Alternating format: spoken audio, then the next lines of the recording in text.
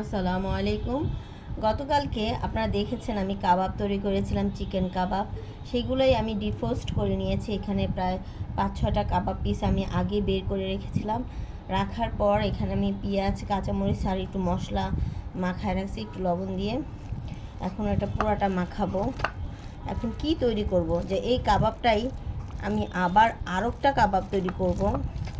সেটা অনেক মজাদার কাবাব। মানে আপনারা এই কাবাবটা এভাবে নর্মালও খেতে পারেন, আবার অন্য আরেকটা কাবাব তৈরি করেও খেতে পারেন মনের ইচ্ছা মতো।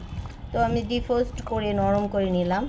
যেহেতু নরম হয়ে গেছে, এটা সম্পূর্ণ চিকেন আর একটু বাড়তি পেঁয়াজ আর মশলাও আবার দিয়ে দিলাম, লবণ টবণ সব কিছু দিছি। এখন আমি একটু দিব বাড়তি বেসন। যেহেতু এটা একটু নরম হয়ে গেছে, তো একটু বেসন দিতে হবে। বেশি দিব না, অল্পই দিব। ভালো করে মাখায় নিতে হবে।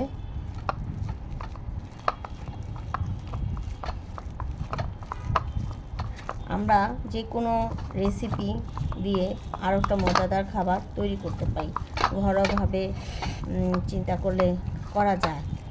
এটা ভালো করে মেখে নিছি, দেখতেই পাচ্ছেন। এখন আমি যেটা করব, এই যে দেখতে পাচ্ছেন এখানে আমি 4টা ডিম সিদ্ধ করে নিছি। এইটা ডিম দিয়ে আমি তৈরি করব সেটা হচ্ছে নার্গিস কাবাব।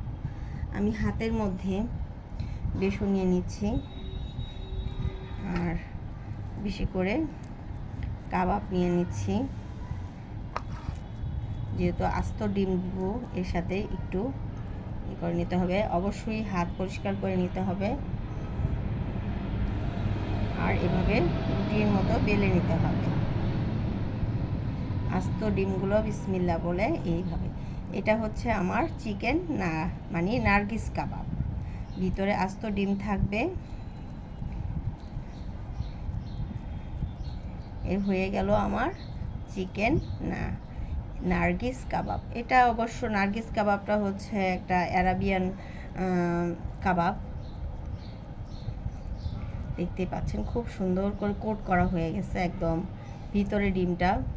এভাবে কিন্তু আমরা আলুর চপও তৈরি করি, যে ভিতরে আস্তা ডিম দিয়ে তারপর আলু দিই। কিন্তু এটা সম্পূর্ণ যেহেতু চিকেন কাবাব, এটা নার্গিস কাবাবটা অনেক সুন্দর হবে। আর এভাবে ফ্রাই করে নিতে হবে। এভাবে আমি 4টাই করে তৈরি করব। একটু যে আমার 4টা, এই যে আমার নার্গিস কাবাবগুলো কমপ্লিট তৈরি।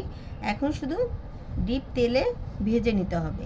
আর নার্গিস কাবাব অবশ্যই ডিপ তেলে ভাজতে হয়, বেশি করে তেল দিয়ে তারপর ভাজতে হয়। এর জন্য আপনারা ছোট্ট একটা কড়াই ব্যবহার করতে পারেন, একটা একটা করে সুন্দর করে ভেজে নিতে পারেন। তো আমার আজকে এগুলো তৈরি করি, তারপরে ভাজাটা ইনশাল্লাহ আপনাদের সাথে শেয়ার করব। নার্গিস কাবাবগুলো ফ্রাই করা হচ্ছে।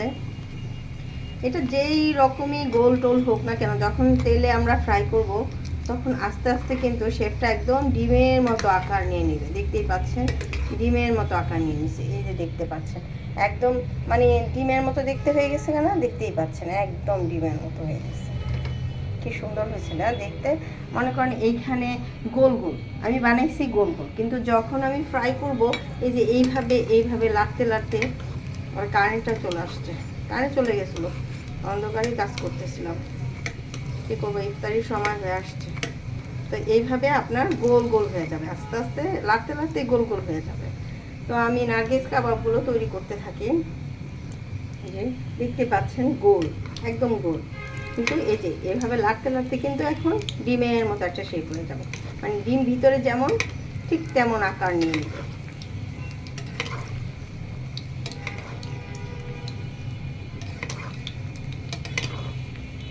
এই যে আমি নার্গিস কাবাবগুলো ফ্রাই করে নিচ্ছি। দেখতে পাচ্ছেন কত সুন্দর কালার হয়েছে। আমি কিন্তু আবার পরিবেশনের আগে আরেকটু গরম করে নিব, তখন গরম গরম পরিবেশন করা হবে। আর মধ্যে দিয়ে সুন্দর করে কাটিং করে নিব, সেটাও আপনাদের ইনশাল্লাহ শেয়ার করব। ইফতার আলহামদুলিল্লাহ। এখানে সব কিছু মাখামাখি হয়ে গেছে। এখানে পেঁয়াজু, আলুর চপ, বেগুনি সব আছে। আর এখানে সব কিছু মাখামাখি, খেজুর আছে, এখানে শরবত আছে। আলহামদুলিল্লাহ আজকের ইফতার।